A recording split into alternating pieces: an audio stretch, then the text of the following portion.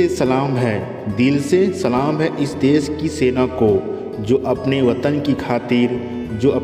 की खातिर सीमाओं पर कष्ट उठाते हैं। अपनी नींद को खोकर हमें आराम से सुलाते हैं। प्रश्न नंबर 1 है, दिल्ली शहर किस नदी के किनारे स्थित है? गंगा, गोमती, यमुना, गोदावरी। ये है यमुना नदी किनारे दिल्ली शहर स्थित है। दिल्ली भारत का एक केंद्र शासित प्रदेश और महानगर है। इसमें नई दिल्ली सम्मिलित है जो भारत की राजधानी है। यमुना नदी किनारे स्थित इस नगर का गौरवशाली पौराणिक इतिहास है। ये भारत का अति प्राचीन नगर है दिल्ली। ऑप्शन नंबर सी होगा इसका। प्रश्न नंबर 2 है, लेप्चा जनजाति कहाँ निवास करती है? मेघालय, मिजोरम, सिक्किम, अरुणाचल प्रदेश। ये जो है सिक्किम में निवास करती है। लेप्चा जिसे रोंग भी कहते हैं, ये भारत के प्रमुख जनजातियों में से एक है। ये सिक्किम के सबसे पुराने निवासी माने जाते हैं। Option number C. प्रश्न नंबर 3 है, भारत में हरित क्रांति की सर्वाधिक किस प्रभावित किया था? किसे प्रभावित किया सबसे अधिक? गन्ने की फसलों को, गेहूं की फसलों को, धान की फसलों को, सब्जियों की फसलों को। ये किया था, सबसे प्रभाव डाला था गेहूं की फसलों पर। भारत में हरित क्रांति की शुरुआत 1966 के बीच में हुई थी। हरित क्रांति भारतीय कृषि में लागू की गई थी। हरित क्रांति में गेहूं की फसलों सबसे ज़्यादा प्रभावित किया गया। किस फसल में? गेहूं की फसल को। गेहूं की फसल उत्पादन बहुत अधिक हुआ था। ऑप्शन नंबर इसका होगा बी। प्रश्न नंबर 4 है, देश में ऑपरेशन फ्लड की शुरुआत का श्रेय किसे दिया गया है? MS स्वामीनाथन को, डॉक्टर वर्गीस कुरियन को, MG मेनन को। इनमें से कोई नहीं। ये दिया गया था डॉक्टर वर्गीस कुरियन को दिया गया था। डॉक्टर वर्गीस कुरियन एक प्रसिद्ध भारतीय सामाजिक उद्यमी थे। ऑपरेशन फ्लड विश्व का सबसे बड़ा कृषि विकास कार्यक्रम है।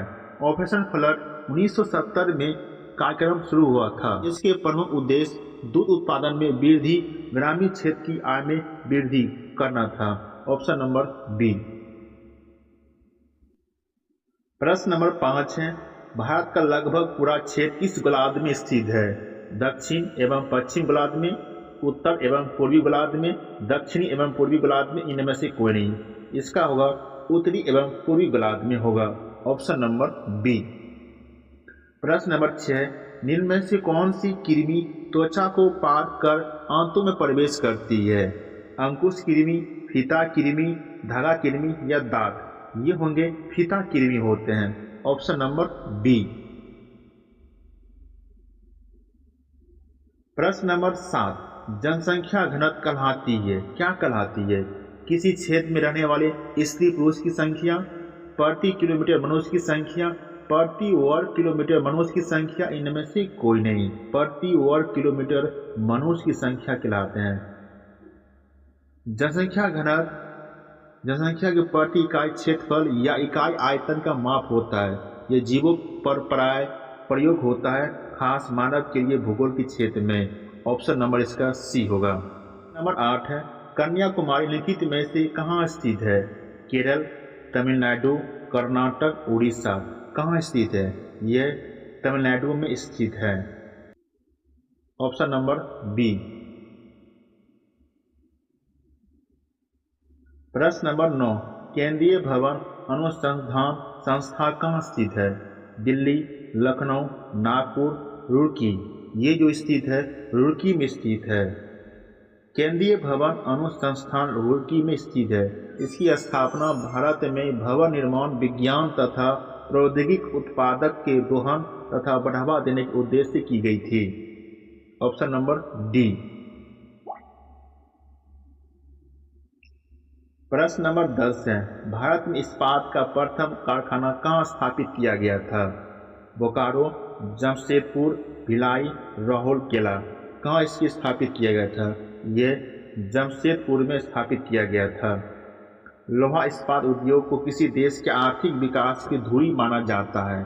भारत में इसका सबसे बड़े बड़े पैमाने पर कारखाना 1907 में झारखंड राज्य के सुवर्ण रेखा नदी तट की घाटी में साकाची नामक स्थान पर जमशेदपुर टाटा द्वारा स्थापित किया गया है।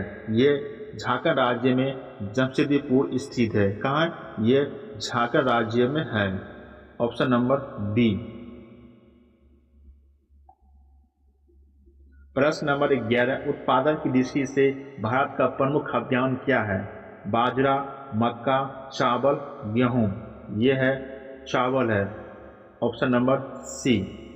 प्रश्न नंबर 12, कौन सा ग्रह लाल ग्रह के नाम से प्रसिद्ध है? बृहस्पति, मंगल, शुक्र, शनि। यह है मंगल ग्रह। Option number B. मंगल ग्रह की मिट्टी में आयरन ऑक्साइड अधिक होता है, जिससे यह लाल दिखाई देता है। प्रश्न नंबर 13, भारत की पहली महिला शिक्षक कौन थी? Indira Gandhi, Kalpana Chawla, Savitribai Phule, Annie Besant. ये थे सावित्रीबाई फुले थे। सावित्रीबाई फुले ने 1848 में लड़कियों के लिए पहला स्कूल खोला था। Option number C. प्रश्न नंबर 14, प्रकाश वर्ष किसकी माप है?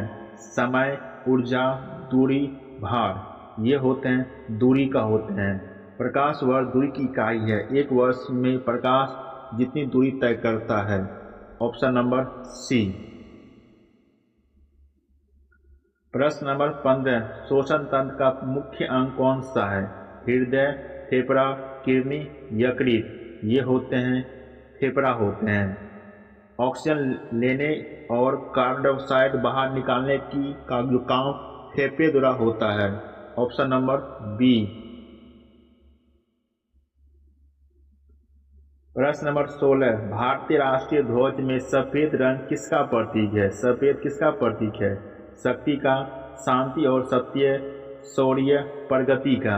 ये होता है शांति और सत्य का प्रतीक होता है। तिरंगे में सफेद रंग शांति, सत्य और सत्यनिष्ठ को दर्शाता है। प्रश्न नंबर 17, किसान दिवस भारत में कब मनाया जाता है? 2 अक्टूबर, 14 अप्रैल, 23 दिसंबर, 12 जनवरी। ये बनाए जाते हैं 23 दिसंबर को। ये पूर्व प्रधानमंत्री चौधरी चरण सिंह के जन्मदिन के पर बनाया जाता है। पूर्व प्रधानमंत्री चौधरी चरण सिंह के जो जन्मदिन होते हैं उसके शुभ अवसर पर किसान दिवस बनाते हैं। Option number C. प्रश्न नंबर 18 है, किस नदी को दक्षिण की गंगा कहा जाता है? दक्षिण की गंगा किसे कहा जाता है? गोदावरी, कृष्णा, कावेरी, नर्मदा। इसे कहा जाता है गोदावरी को कहा जाता है। गोदावरी दक्षिण भारत की सबसे लंबी नदी है, इसलिए इसे दक्षिण की गंगा कहा जाता है। Option number 1। प्रश्न 19 है, डीएनए का पूरा नाम क्या है? इसका जो पूरा नाम है डीऑक्सी राइबो न्यूक्लिक एसिड कहा जाता है। ऑप्शन नंबर सी होगा। डीएनए जीवों का आनुवांशिक जानकारी का वाहक होता है।